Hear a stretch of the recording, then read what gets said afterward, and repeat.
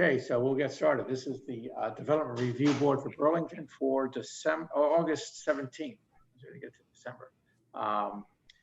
And this is a mostly Zoom, but not entirely Zoom meeting. We will take up items that they are on the agenda. And when we call each item, Scott will be admitting people to participate at that point. And when appropriate, some of the items that we have to swear people in on, we will do that at that point.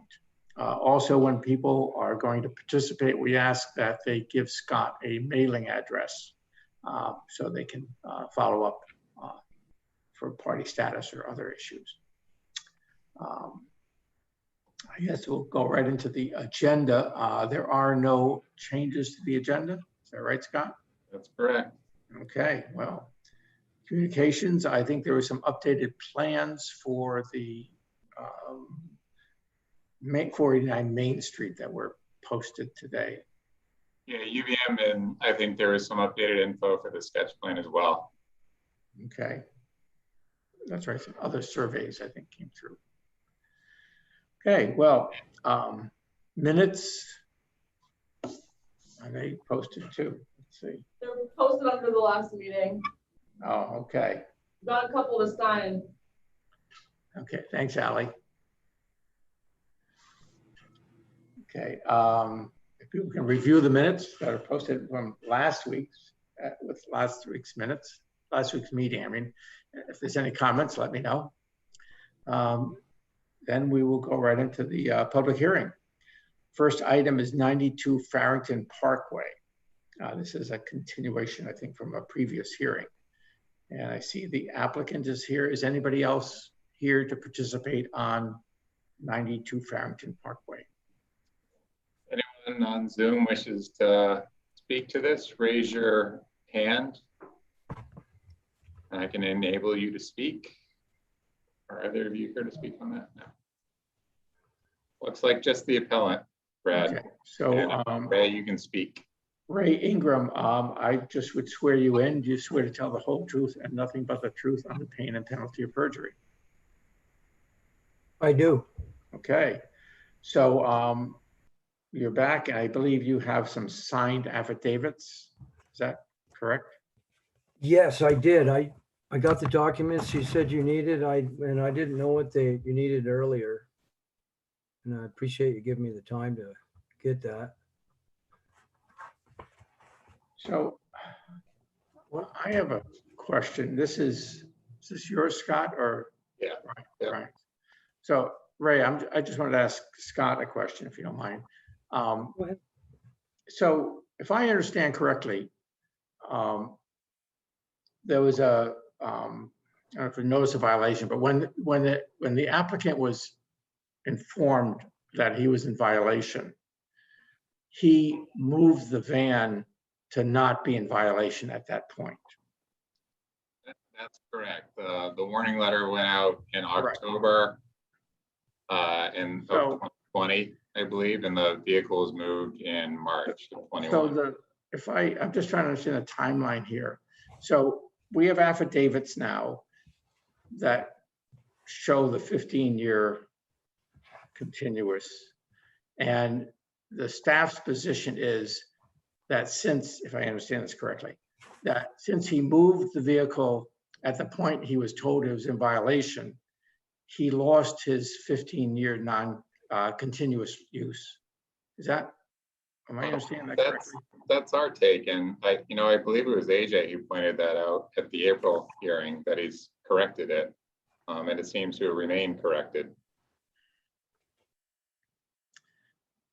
Brad, that's right. I don't know if you can hear me. Yeah, I can hear you. Yeah, that's right. I mean, that was something that we brought up. It's like, wait, is it corrected? What do we have in front of us? So Ray, did you follow that to some extent?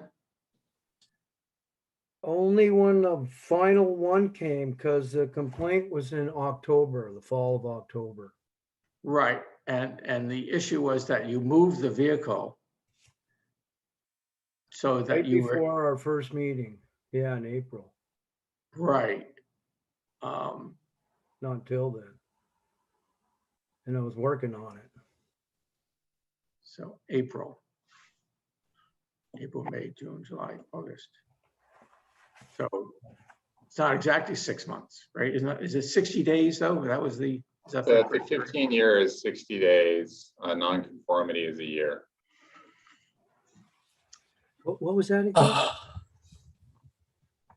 The issue was that it's 15 years without continuous use, and that if you don't use it continuously for 60 days or more, it's deemed not continuous. And what was pointed out was that if you moved it in April, and I'm not entirely sure I'm comfortable with this position, but if you moved it in April because of the violation, then you weren't continuous. You had a 60-day break, more than a 60-day break.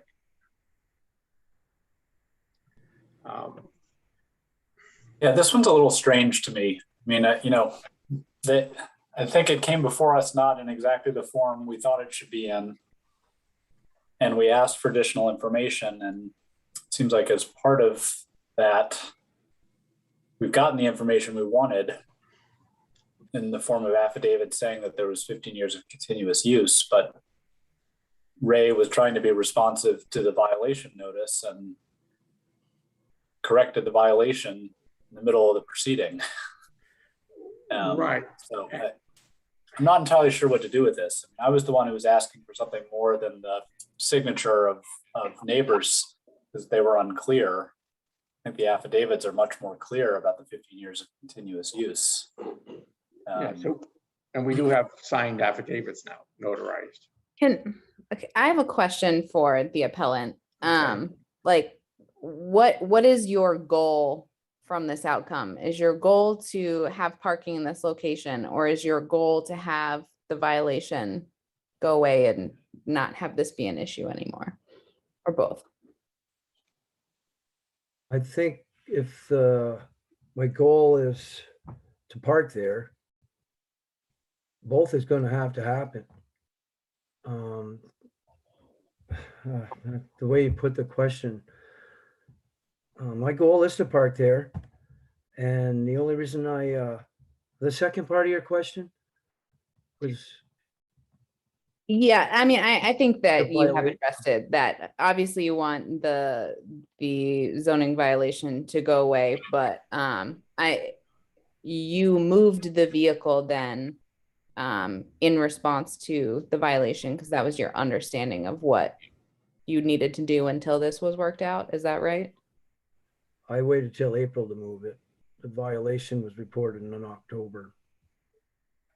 I believe it was October. Yeah, so, and I was also working on it. It was easier to work on it when I moved it away from the fence. And I've been parking my pickup truck there too, off and on, since I moved it. So you've still been using that space as parking Yeah, I have. since April. Correct. Off and on. Was there a period of 60 days or more where there was no vehicle there since April? No. Matter of fact, there wasn't a period of 60 days or more where that van wasn't there. The vehicle you see in the pictures.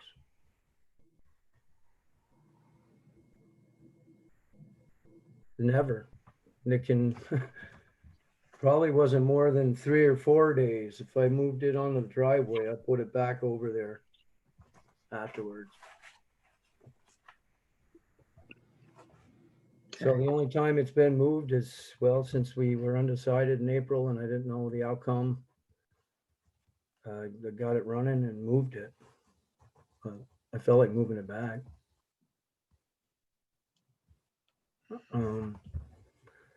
So I kind of, the 60 days, I suppose I should have tried to hustle up and get the affidavits quicker, huh? Because that's kind of where the 60 days are coming from. Well, we have the affidavits. I think this Yeah. may be in our court to talk about a deliberative.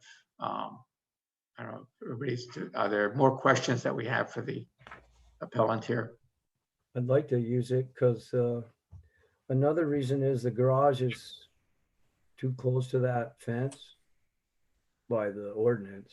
Yeah, It kind of reduces the availability of the driveway. are there any other questions from the board for the applicant here? Then Ray, I think this is something we need to discuss. We see your affidavits, they seem to cover the period that it's supposed to, they're notarized, that's helpful. And I think we just have to discuss this at the end of the meeting, Okay, okay? thank you for hearing me. Okay, well, thank you. Thank you. We'll close this public hearing.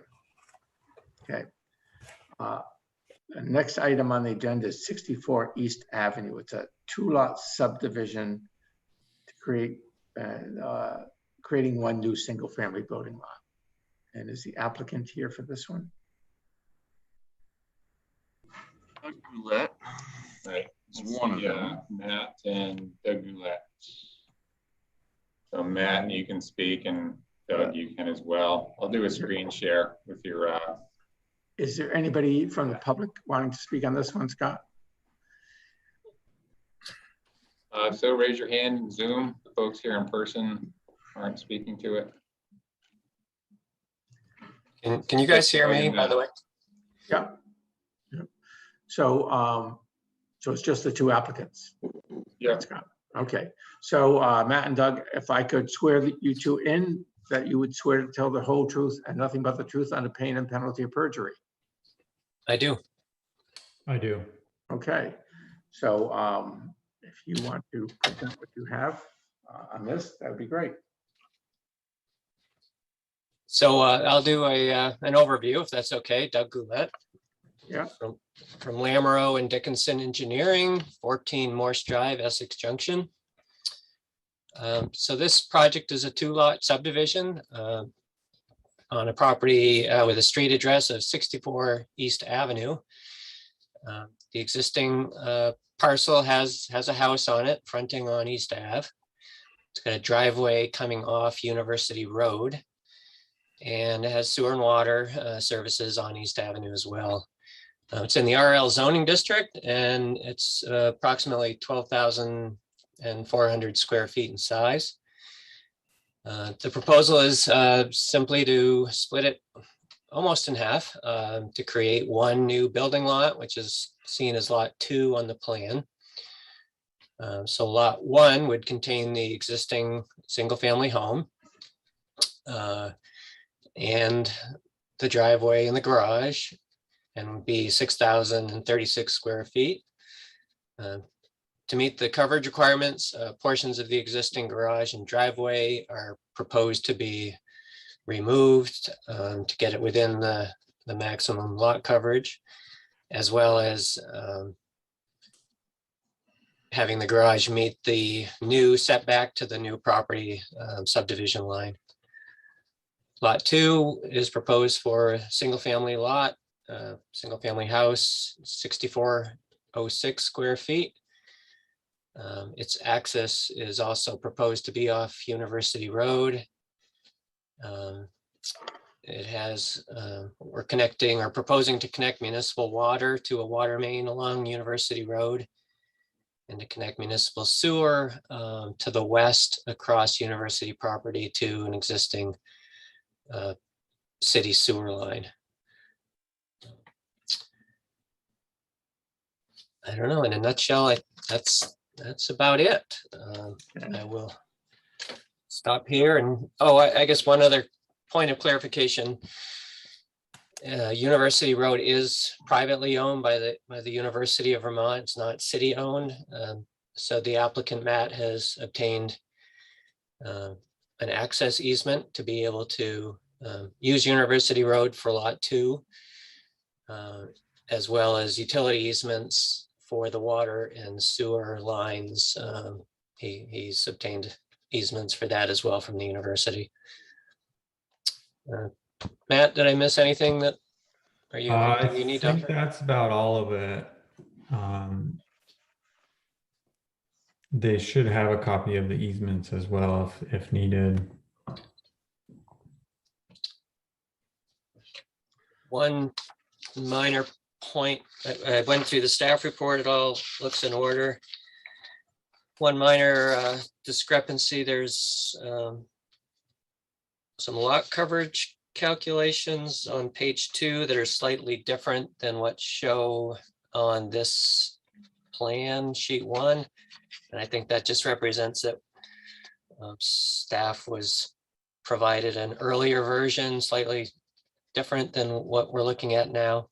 And Ryan, correct me if I'm wrong, maybe whoever wrote the staff report might have been referencing a slightly older version. Sounds accurate. Okay. So the new one's got the correct lot coverage that we're looking at right now? Yes. Yep, as long as it doesn't exceed the 35 and 10% bonus for the amenity structures on lot 1, you should be fine. I think you were pretty well in the clear the first time around, and whatever change, I don't see much with regard to the lot lines that would affect the lot coverage in a negative way.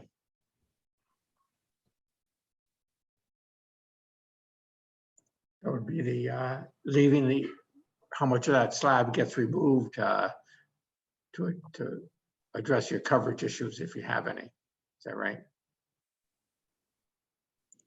On the existing property, removing for setback reasons, but also maybe for lot coverage reasons. That's right. Yeah. Okay. Yeah, there's a lot of hatching going on, but right, there's about half the garage structure is going away. The structure itself is going away. Some of the concrete slab underneath it will be retained for storage and such. The gray area is the portion of the paved driveway that is also going away, one to bring it into compliance with the 18-foot minimum width. And coincidentally, that area also brings it slightly under the lot coverage requirements. Okay. So Ryan, so do we have those corrected numbers? That I'm trying to verify. I didn't know that they were changing from the first plan that I saw and based my staff report on. This Dan, I can't pull up. Do you have the ability to pull up the staff report because my internet's not working? Yeah, and the plan blown up, I guess. Well, we can ask for verification in the conditions of approval, right? Oh, thanks. Okay. Okay, any questions from members of the board for the applicant?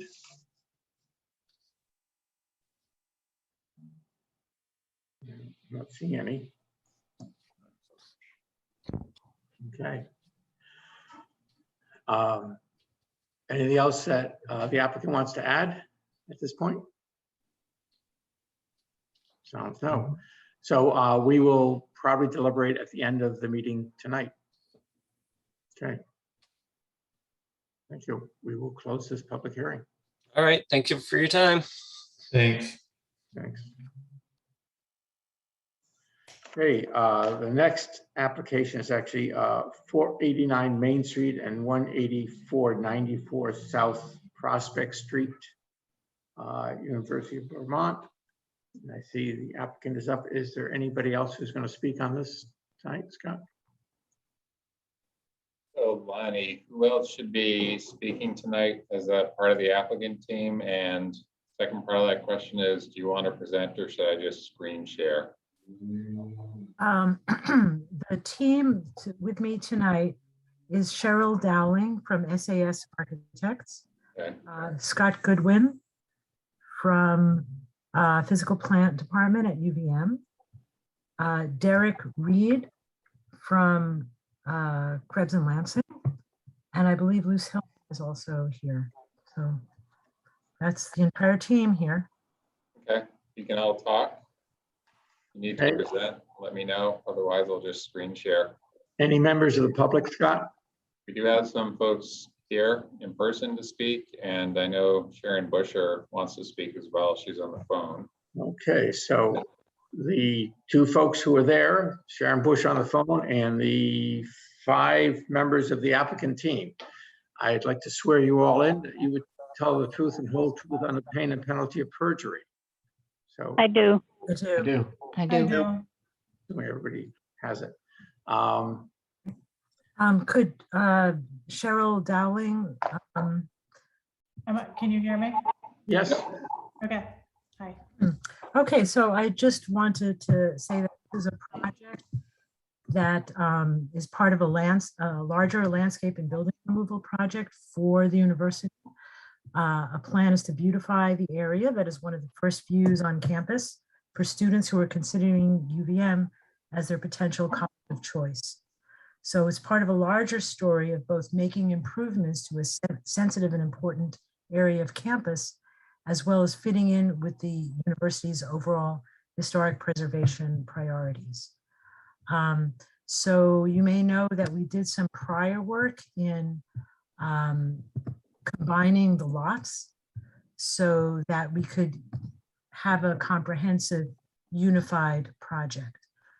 The other thing I'd like to say before we get into more what the project is about is that we reviewed staff recommendations and we support those recommendations. Cheryl, would you like to take us through the project? Sure.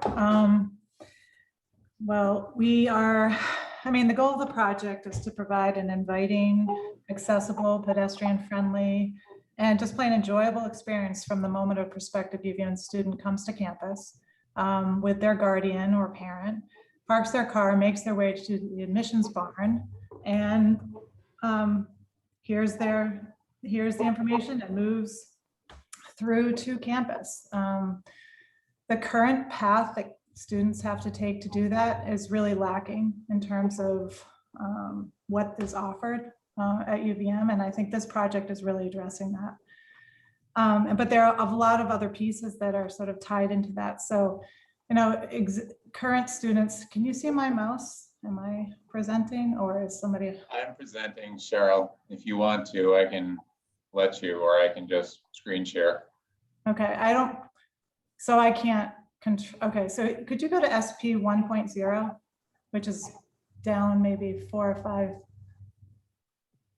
Yeah, let's get some.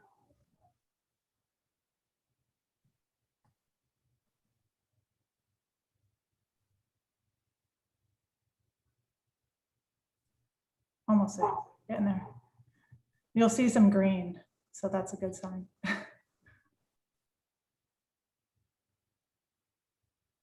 Maybe that's, yeah, that's probably a good place to start if you want to do full screen there. So the admissions barn, can you give me control so I can point, or?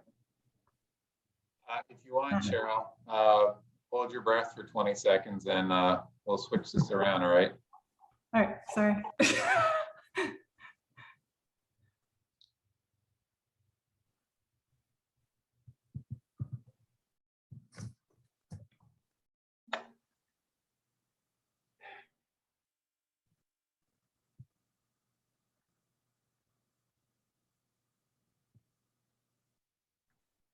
Okay, Cheryl, you can present if you wish.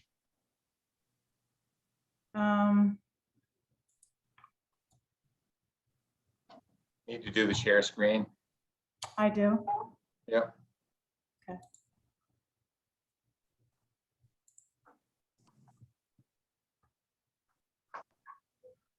Oh boy, I don't know. Maybe that's not possible with my, wait, I got it.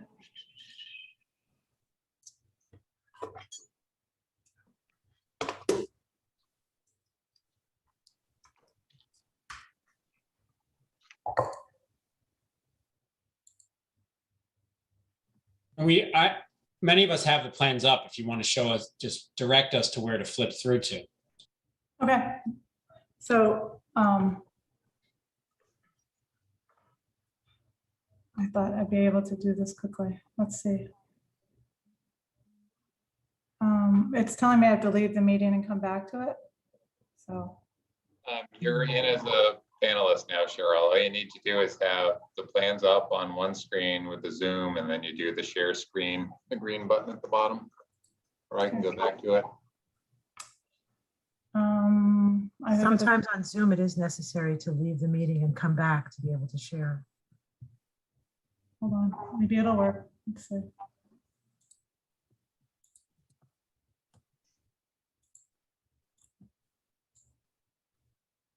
Can you see my screen now? Yep. Awesome. Okay. Thank you. Thanks for being patient. So currently the admissions barn sits right here, and folks who come to campus come down Prospect and come into this two-way driveway and park here close to the barn and here. And the experience is, you know, they park and then they walk through the driveway up to the front of the door and come into the space, listen to the presentation, and then come out the back of the building, traverse down a set of stairs that dumps you directly into the driveway again, and then you come around to campus. So it's not accessible. There aren't, you know, anybody who needs a wheelchair has to once again come back out the front, come down the driveway and gather with the rest of the folks. It's just not an equitable situation, and it's not accessible. So what we did is we created a link from the admissions building through to campus. And by doing that, it's a path that anybody can traverse. We've added 2 ADA parking spots here in addition to the ones that are already in this spot. So folks can park in this newly created parking lot and the Allen lot, come up to the admissions building and participate fully. We've got spines out from this main walkway into the parking area. So you park in this area, you can come up to the building on a walkway that's fully landscaped and be safe basically from cars that are coming through that space. We disconnected these 2 parking lots to create that car-free zone essentially. And we're taking this lot down total parking numbered from 149 to 146. So it's a minor reduction in parking spaces. Let's see. So I talked a little about how these lots were reconfigured. So we added another thing we had is the Wadham's barn, which is right here. These 2 are also historic structures, had parking pulled up right against it. We pulled that away when we had, and so we had a creation of green space. And then there's also a strong connection now between this lot and the admissions barn, which wasn't there before. So anybody can park here or here, have a safe pedestrian and accessible way to get to the barn. They can park in this lot, come up through this space, or here as well. Just changes the whole dynamic of the pieces of property that we're touching here. Additionally, this is where 172 was located, and there were 2 driveways out to Prospect that we're now removing and adding a pedestrian way. So you can still get out to the city sidewalk if you need be, but just really pulling all that parking, all those driveways away from the buildings. And then we also added an electric charging station, double charging station here as well. I think it's the second one in the slot. Third thing we did was landscaping this entire space. I mean, we're trying to create an area that, you know, people can truly enjoy when they're walking through the space. There's a birch grove here, and we're continuing that through this space as well. All these historic buildings, the barn, Wadham's house, and Wadham's barn and Wadham's house all have plantings, seasonal flowering and leaves, you know, alternating seasons. So there's always something blooming. We've got a screen hedge here that creates a lawn space with some tall grasses behind. So you're screening the parking and creating a pause point if people wanted to stop. Benches, and then in the Pomeroy barn area, we have the plaza, which is more of a destination for admissions where folks come and they gather their benches here, and there's a row of trees for shade and trees here with some other round granite benches for folks to sit, and that's where you can gather for presentations before people enter campus and go on the tour. Another piece of that landscape was the UVM arch. We've shown it moving from this piece of property is the city of Burlington's, and if UVM does obtain it, the arch, which is currently located down here on UVM property, will be moved up closer to Main Street and really act as a gateway to, between main campus and Redstone campus. It works from the south as you enter in, and also from the road, you're going to be able to see it as a sort of placard, as demarking where they are. Lighting is also part of the project. We're adding walkway lighting, which is a historic lantern type design typical of UVM campuses along the walkways. And in the parking lot, there's more of a pole and shoebox type design fixture that is also standard for UVM. I know in one of the design review comments that we had gotten was that the foot candle levels were a little bit high. We did a little bit of adjusting and got those down to 0.5 and below on that latest set of plans, you'll notice. The other comment we were addressing is there was a setback, a hardscape setback along this property line that we changed. It was concrete in this corner, and we think this is what someone was referring to. We're going to make that green space and pull that hardscape back from the property line to make that work. So let's see. So I guess the last thing I kind of wanted to touch on is that we've been working closely with Vermont Division of Historic Preservation when it comes to the Pomeroy Barn and to how to demolish that and also the 172 South Prospect. And they're fully, they've approved that work, and we've been working with them on mitigation as to that we're going to document it and prior to taking it down. And then in addition, the two other historic buildings on the property, which is the Wadham's Barn and the Wadham's House. Wadham's Barn is currently undergoing some repairs and repainting, foundation work to really restore that back to a better maintained building. And the Wadham's House as well is slated for a full exterior restoration next spring. And we've been working on those plans as well. So I guess in conclusion, I guess between the demolition of the two buildings, creating new accessible walkways that everyone can use, reconfiguring the parking, providing new lighting, restoring historic structures, and landscaping the entire area. I mean, I think this is a project that I'm really excited to see this portion of campus, transformed into a place that, the university community, like prospective students and existing, current students can really use and truly enjoy. Just was really a transformative project. So thanks. Can you just explain one thing as long as you're on the site plan as to the property line that you're talking about relative to the arch in the city? Sure. This right here, this north-south property line separates UVM property from the city's property. So currently, as this line comes down, the arch's current location is right here. And we're proposing to move it up onto into this location. Is that the new property line you're proposing there? You've got a property line that sort of runs parallel with the walk-through-ways? Oh, this is a bubble showing No, area. Sorry. No, there's another line there that looks like a property line. This one? Yeah. I think the property is a triangle. It's a small wedge. Yeah. So I think this is. I believe the line that you're referring to is a fence. Oh, which that's will right be here. That will be the that probably will be the property line. I haven't seen the. Can I answer that? The property line to the east of the triangle has not been determined yet. So we don't know that yet. But I think Scott's right that this is a fence currently. Yeah. Okay. Thank you. Okay.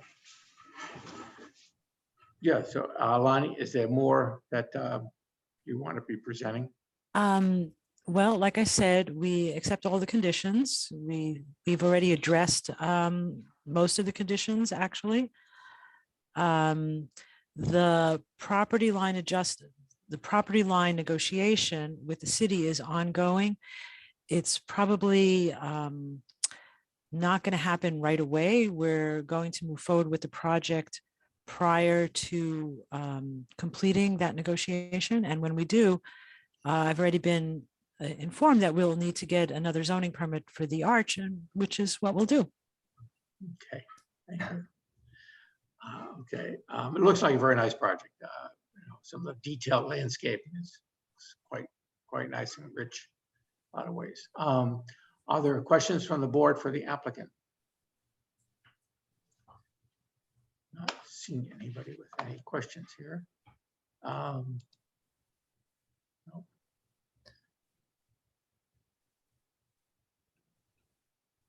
Quiet board. Our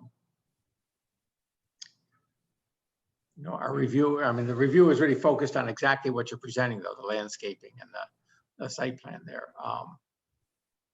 I think that the drawings are fairly explicit in terms of what's being presented.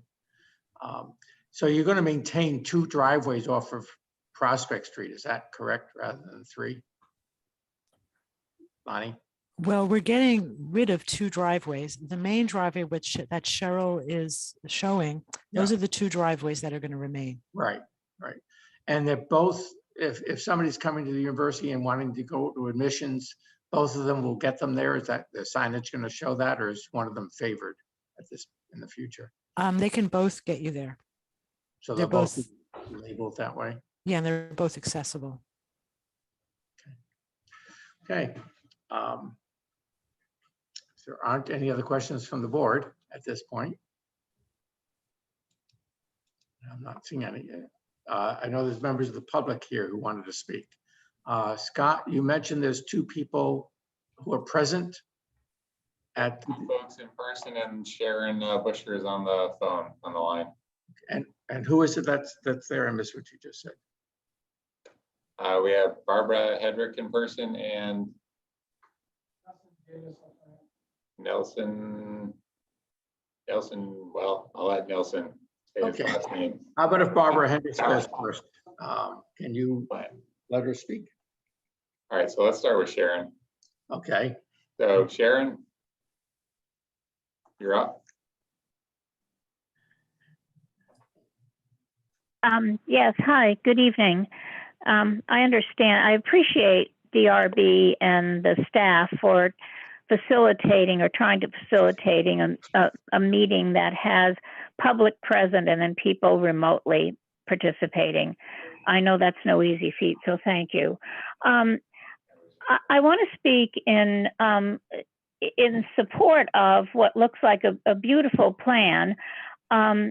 There is one thing that is incredibly troubling to me, and it's addressed in the staff comments, and the DRB can't do anything about it, but I do want to just state that it's of great concern to me as a resident of Burlington to have a residential structure torn down and not have an entity responsible for the housing replacement ordinance. I know Article 9 doesn't allow us to do that with the University of Vermont, but I just need to state that since they create so much stress for housing, it seems ironic that they can do this without replacing or contributing to a fund. And I find that frustrating. And I just wanted to share that with you and plan to try to go to the legislature to have them look at this again, because it doesn't, maybe it made sense when it was first brought forward, but I don't think it makes sense anymore with the housing crisis that the country is in. The other thing, and I know this isn't I can't ask a question, but I wasn't clear about this. With the land negotiation where the arch will be, I heard Lonnie say that they would have to come back for approval for the arch.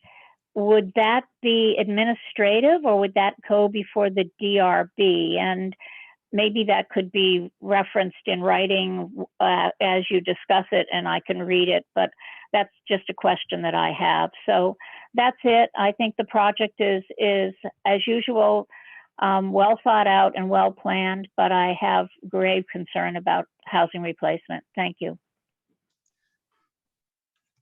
Thanks, Cheryl. Barbara or Nelson? Only the next. Sketch plan. Oh, I take that back, Brad. It looks like folks are in person here to speak to the last one. Oh, well, Sharon's the only one then for the public. And can you answer the question on that, Scott, or is that? If it's just the arch being relocated, that would be an administrative permit. Okay, thank you. I guess I'll ask Lonnie one question too. That is at 172, is that the right number? Is that currently, what's that building currently used for? That building originally was a residential structure. It had been used for a few years for visiting professor housing. It's a very small unit. A few years ago, it got damaged accidentally, so is actually not usable. It hasn't been usable for a while. So it didn't make any. It was not repairable. It has deteriorated. Animals were using it, so it's not like it was a useful. It wasn't really a residence for the last few years. Okay. Thank you. Okay, unless there's any other questions for the board, we will thank you, Lonnie, and the whole team there. We will close the public hearing. Thank you. Thank you. Thank you so much. So the next item on the agenda is 4 different lots on Elbow Street and on North Avenue.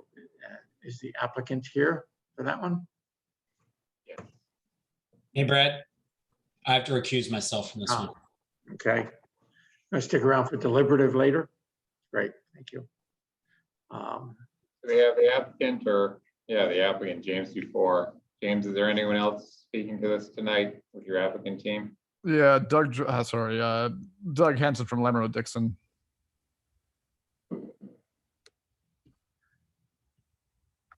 Oh, that's funny.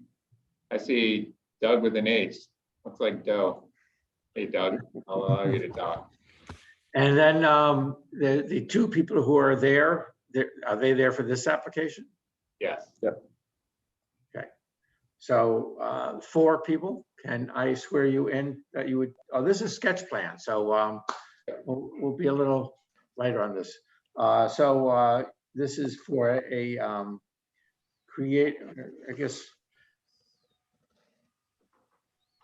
creating the 4 lots there. And I guess there was some question about the lot sizes, and I believe that was clarified in a recently resubmitted survey. Is that right? That seems to be the case, yes. There's lot sizes were questionable there, and I think that got resolved in the in that latest thing. Do you want to present this? Either James or Doug? This is Doug Henson from Lemmer Dickinson. Yeah. Also go by Doe, because I'm Doug H. So these are 4 lots. 2 of them front are between Elbow Road or Elbow Street and the lake, and the other 2 are between what we refer to as Elbow Road and North Avenue Extension. And so the 2 that are between Elbow and the lake are both over 10,000 square feet. And the other 2 are both over 4,000 square feet. And so what Scott's got up on his screen, or Ryan, I'm not sure who. So the lot 1 and lot 2 are the ones that I'm saying are over 4,000 square feet apiece. and lots 3 and 4 are over 10,000 square feet. So the acreages, the areas that are shown on the table on the right-hand side of that plan are correct. These lots are in an area that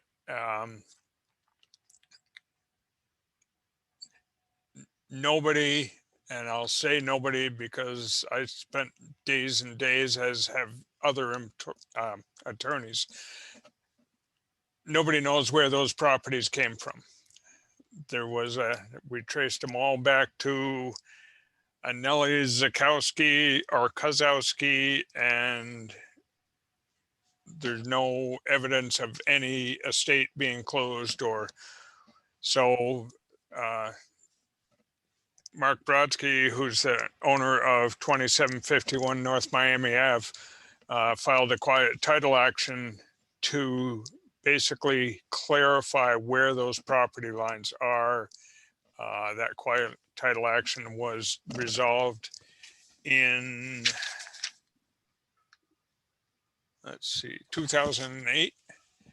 And the judge in that judgment clarified these lots to say, this is where they are and this is how big they are.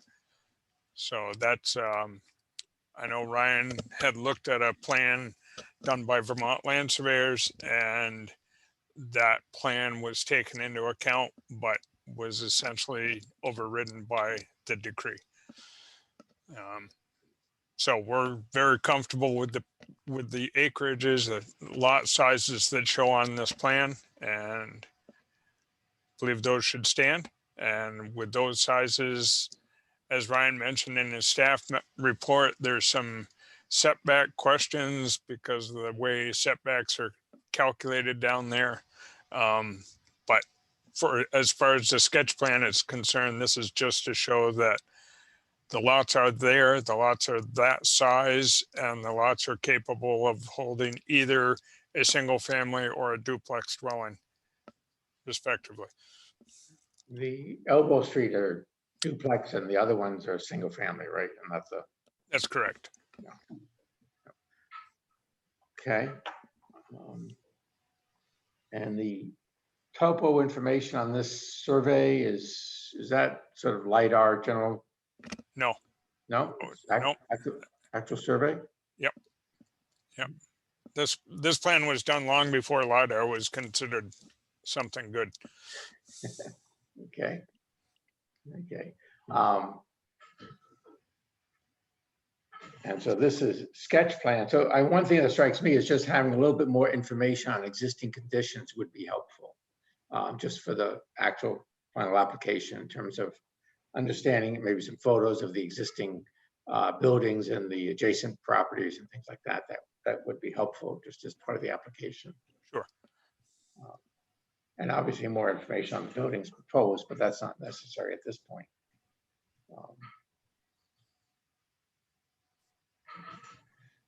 And the survey that this one is from 2000, I'm looking at the date right now. This drawing is from 2021. Is the drawing that's in front of us. Is that the latest survey, or this is based on the 2016 survey?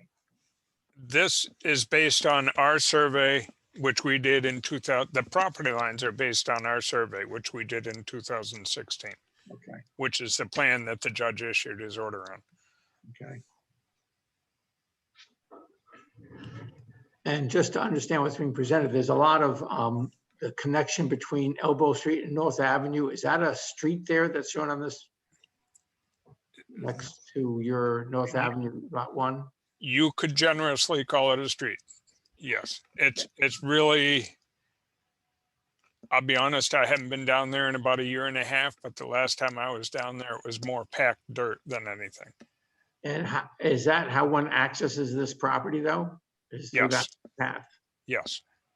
Okay. And again, that connection on the north side of lot 1, that was a vacant parcel that nobody had any idea who owned.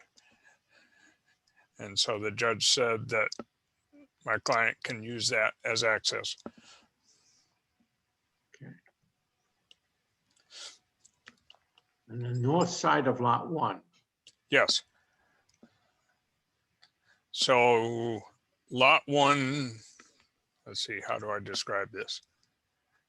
Yeah, above lot one on Yeah. as you're looking at the plan.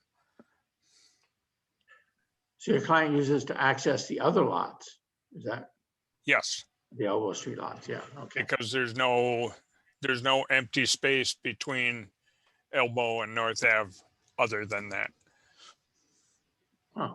Other people must use that same connection, I would assume. That they do. Okay. Good. And I guess we're not concerned about the adjacent properties and their setbacks. So, okay, other, a sketch plan seems, if we believe all the setback information, it seems pretty straightforward. Lot coverage would become an issue for all these lots, but you can address that in any actual plans that you have. Again, we will stand behind the coverage that shows on this plan. Well, we want to see the buildings and everything else that goes on with it, so that. No, I understand that, but the buildings that we're showing and the driveways and the parking, as they're shown on this, allow all four of those lots to meet the coverage requirement. Okay. Just have to look at that in some kind of detail. And obviously the actual buildings themselves, but certainly. And that will be part of the actual application. Other questions from the board for this applicant? Any concerns about this? Can you explain some more about, I guess this is Elbow Street that is on the property of lot 1, 2, 3, and 4? Is that right? That's correct. Yes. And so that currently exists within the setback. Yes, that's correct. Okay. And that access, so to speak, continues to access the property to the south of your lot 4. Is that correct? No, they do not use that because they all, in addition to the building directly south of lot 4, they also own the building to the east of that. So they use North Avenue for that. Correct. Yes. Okay. And my client has a letter from them saying that he can connect all 4 of those properties to Mr. Brown's pump station, which is that circle that's between the 2 buildings, which is how he connects to the municipal sewer lines. It pumps up and across the old rail trail and connects into a manhole just on the far side of the tracks. And power, how does power get to these properties? There are a series of poles down through there. It's, as you say, unfortunately, it's a little tough to see, but there's a pole. Are they on your drawing? Yes. I see sewer. Yep. No. So just how do I describe where they are? Let me get a full size. Oh, okay. I found. I'm blowing up the plan here. So I think really just next to the shoreline on lot 2, like there's a power pole right there, but it looks like it's in the middle of the street there. It is. It is in the middle of the street. Well, it's in the middle of what could be a right of way. It is in the gravel. Okay. And that's serving the adjacent properties, it looks like. As well as the buildings on lots 3 and 4, yes. And it's, I'm trying to think where the lines come from. So that's coming down Elbow Road, overhead power to that pole. Correct. And then serving this property and the property to the north. the several properties to the north. That's correct. I mean, typically we would, seems a little questionable to say that power source is underground, but that's sort of what the ordinance says, I think, for new property. So would you be proposing to move that pole so it's not in the middle of the street? We Or would right- need, we would need to, yes. Okay. And that pole is going to provide for all 4 of these houses, is that correct? No, lots 1 and 2 actually could be served. There are poles along North Ave extension as well. So they could be served off of that. Let's see. And there's gas out here? I do not know the answer to that.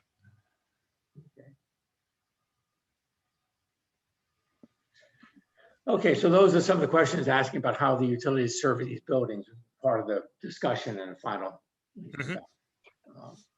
understanding how that works. It's an interesting plan. Okay. And obviously landscaping, that would also be an issue going down. Understood. And at this point, you're not planning to do anything with that existing concrete retaining wall that's on the lakefront? No. Okay. Have no desire to open that permit process. Okay.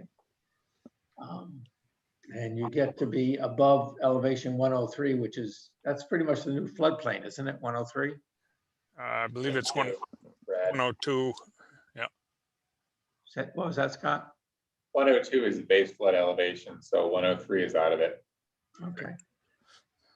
Okay. Good. Any other questions from the board on this? Okay. Any other questions the applicant might have on this? No. And we have 2 people who are there, Scott, who wish to ask questions or participate. Can you Sit there. Is that screen up? Is that screen up? You can use that computer and I'll slide this. I don't know how You just sit there, it should be on.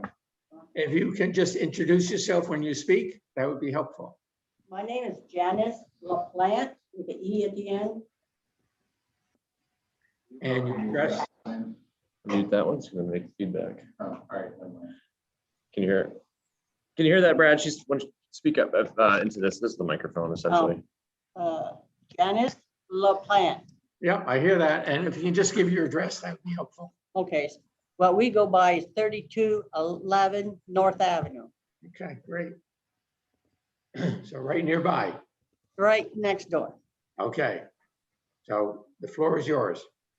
I just wonder if they're gonna do 1 duplex and tear down the 2 houses that empty. 1 and 2, I think, on the lake shore, they got 2 buildings. They can do duplexes on that lot, on those lots. That's what They're planning to making 4 sets of duplex. 2 sets. 2 single-family houses and 2 duplexes are what the proposal is showing right now. So on North Avenue, it's 2 single-family, and off of Elbow Street on the lake, it's 2 duplexes, what they're showing. Single family, those 2, and duplexes. So they are gonna fix it up because they haven't done anything to it for years. I suspect they're tearing everything down. Okay, We'll ask the applicant, though. they're not gonna fix the walls. The lake, from the lake to the shore, because that's falling down, but Yeah, the applicant said that he was not looking at doing that at this time. The sea walls or the lake walls. are you gonna remove some of the trees? We don't, well, they haven't come back with a landscape plan, so we'll have to. Really? Well, they're dying anyways, but I just mostly came here to see what they're planning on doing, because it didn't say very much on paper. So this is, just so you know, Jan, this is a sketch plan, which is a preliminary presentation. They'll be back, and you'll get a notice about that when they actually have more detailed plans. But this- Okay, yeah, I came here for information, so. Yeah, yeah. My and I fault. Chat with you anytime too, so. Yeah. All right, then we're planning on two duplex Yep, and two single family. single Yep. house. Okay, That's the current yeah. direction they're going in. When Albo Lane, Yeah, on our property is next door on the north side. We own half the right of way on some of that, so I want to make sure that's not interfered with. okay. Yeah, and so which property are you to the north of what they're calling their lot one? Lot 3. Lot 3. Oh, north of lot 3. Okay, Yeah, I'm right there. I see. And it does look like the right of way is shown over part of your property and part of their property. Yes. And that's how you access your property. No, we got a driveway in between, a right of way between Mitchell's and our property. That's the next one over. I see. Okay. So does anybody use Elbow Street now? Oh, yes. Right. Us, the people that used to own the other place, and a couple of families, Mitchell's, and somebody just bought the other place. So yeah, there's about 3 or 4 of us that use that. Okay. Okay, so it doesn't, I don't think they're planning to move it. Are you worried about moving it or anything else about it?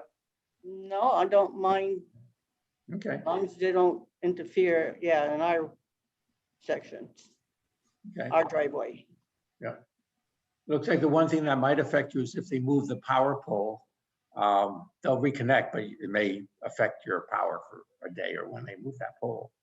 Okay, that ain't gonna bother me too much. Okay, good. Any Okay, other questions? No? Thank you. Oh. Together. And somebody else is there too, Scott? They're together, and they Okay. spoke. She spoke for the two of them. Okay. Yep. Good. Okay, any other questions from the board on this one? Okay. I guess I have one other question for the applicant then. Is the right of way for Elbow Road defined at all on this survey? Is that definitive, or is that just sort of an approximate location of it? That's as the judge defined it. The judge defined it. That's the hatched area on the drawing? Yep. There is no deeded, other than that decree, there is no deeded right-of-way width for Elbow Road or Elbow Street. Okay. Good. The same can be said for North Avenue Extension from the tracks north. Yeah. Good. If there's no other questions or anything the applicant wants to add, we will close this public hearing. Thank you. It's, I guess it's not a public hearing, sketch plan, but we'll see you back for the final. Very good. Okay. And I think that's all we have on our agenda. Is that right, Scott? That's correct. Is Okay. it? So we will close the Development Review Board meeting and move on to our deliberative session. So I think AJ. The recording has stopped. Is being recorded. Let's see. So on item, the agenda in front of me. Item ZP 21-136, 92 Farrington Parkway. I move that we grant the appeal and issue the 15-year determination. Is there a second on that? Second. Caitlin seconds it. I'm just curious, I guess for Scott, is how come I'm just curious why the number is different on the staff report Then on the hearing notice, is there some? The staff report is 210629 DT. Am I just looking at different numbers kind of thing? Yeah, that's because this started in the old permit system and I know it's in the new one. That's the only Okay. difference, Brad. Okay, so the ZP is the right one. Okay. Yep. Any other discussion? Okay, all in favor? Aye. Opposed? So it's 7-0. The recording is being recorded.